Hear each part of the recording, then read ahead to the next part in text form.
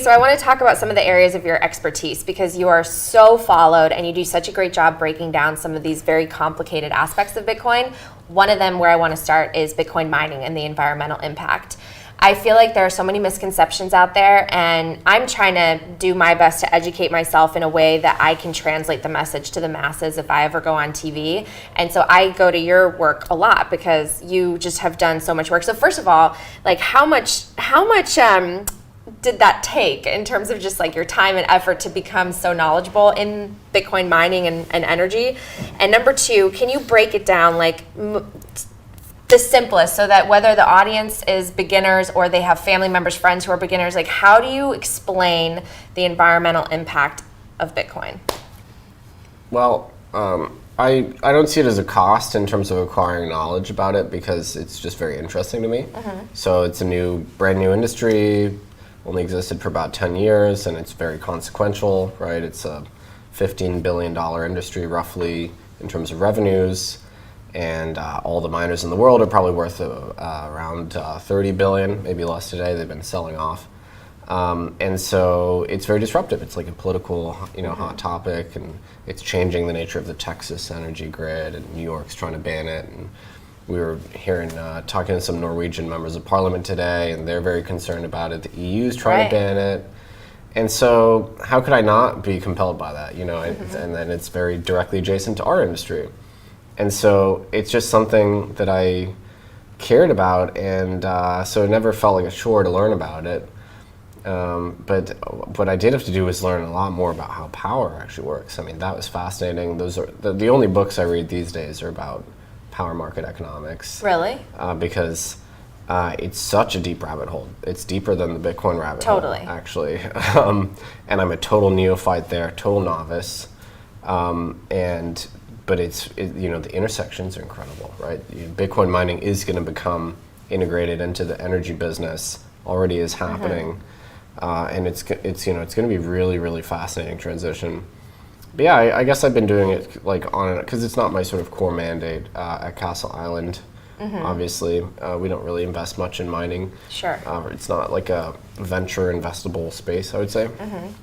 But yeah, I've been doing it on and off for about 5 years, and I'm also lucky because a lot of these mining companies will take my calls. And so if I do have a question, they will talk to me. That's great. That's the only way to really acquire knowledge.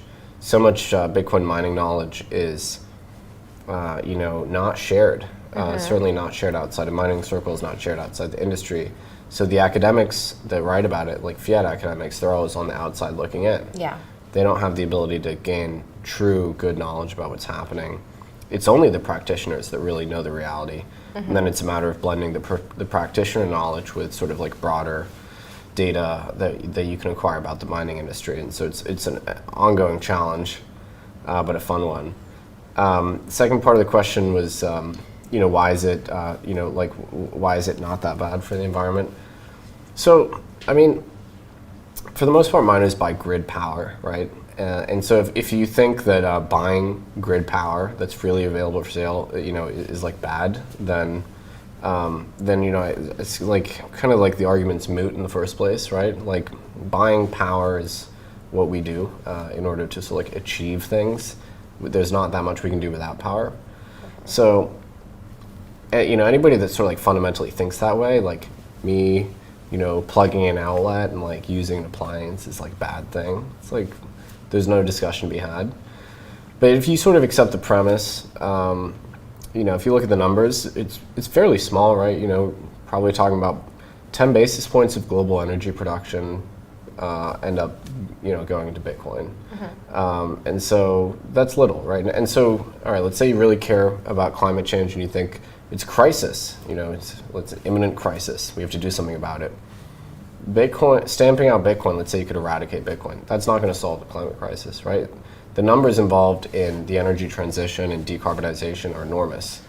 You have to electrify everything, right? Because we have to stop using combustion vehicles and things like that. So you have to double or triple our energy production.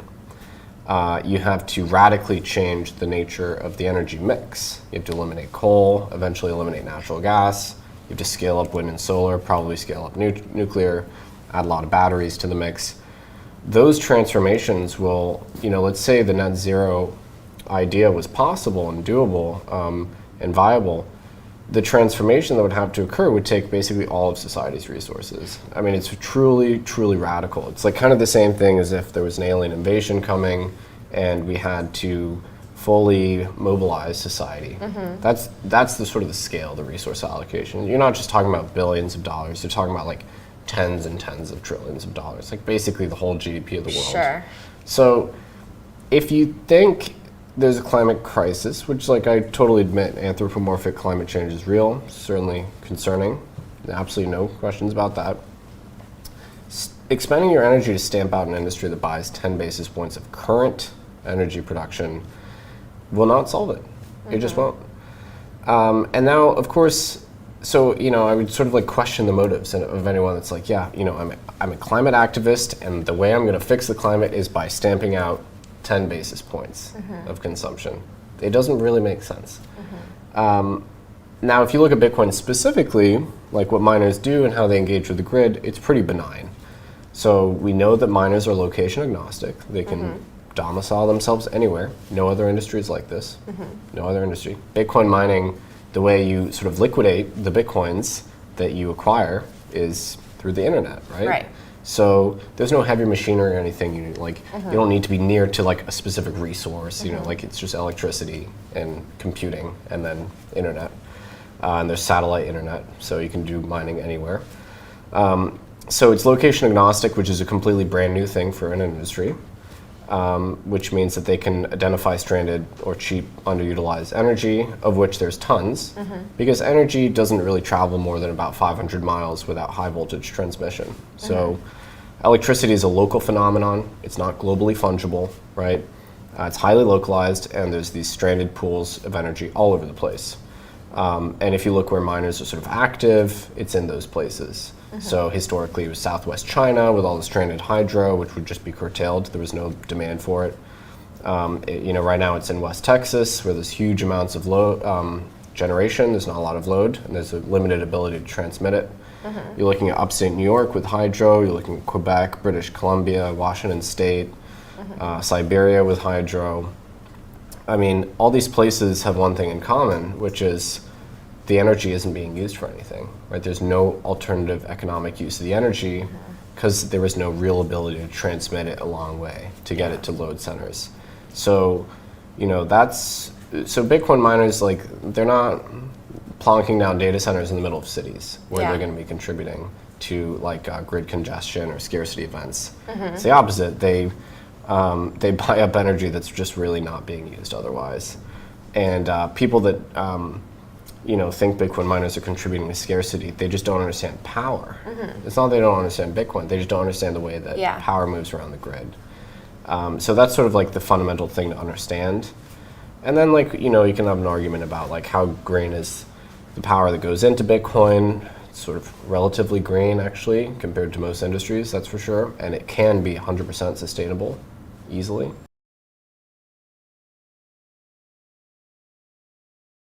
Isn't it more green, more renewable energy in North America than fossil?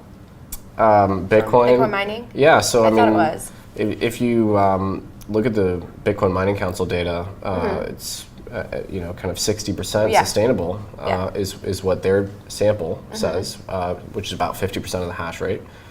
The overall sustainability of the U.S. grid generically is about 40%. Yeah, that's right. So, and that's hydro, nuclear, and wind and solar. So, in your energy research, do you also come across the Alex Epstein, the arguments that actually we need fossil fuels, that renewables are unreliables, and we shouldn't be veering in that direction? Yeah, I was reading the second book just now, Fossil Future. I recommend it. Okay. I think he's a great thinker, and the urge to like stamp out heterodox thinkers that have different viewpoints from like the political elites, basically, that's a dangerous urge, right? So we should encourage, commentary from people like Alex Epstein. I don't know if I go quite as far as him. Like, I think it may well be possible to have a renewable transition. Wind and solar have tons of problems. The fact that they are intermittent and variable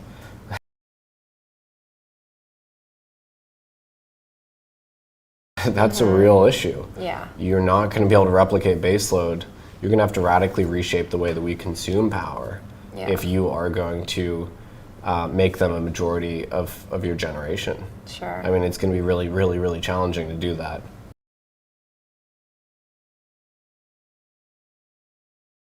I think the better solution is to prioritize nuclear. But yeah, I basically, I think his arguments are very compelling. And his basic point is using conventional sources of generation allows us to control the planet in a way that gives us high leverage. And so we're able to control climate. And he has this chart of like the reduction of deaths from climate-related disasters. And it's just like a straight line down, basically, as we were better able to control floods and earthquakes and hurricanes and things like that. So, I think he makes a lot of really inconvenient but really good points. But yeah, of course, he's sort of really reviled by the climate crowd, that's for sure. Can you crystallize your thoughts on ESG? Yeah, I mean, so ESG is...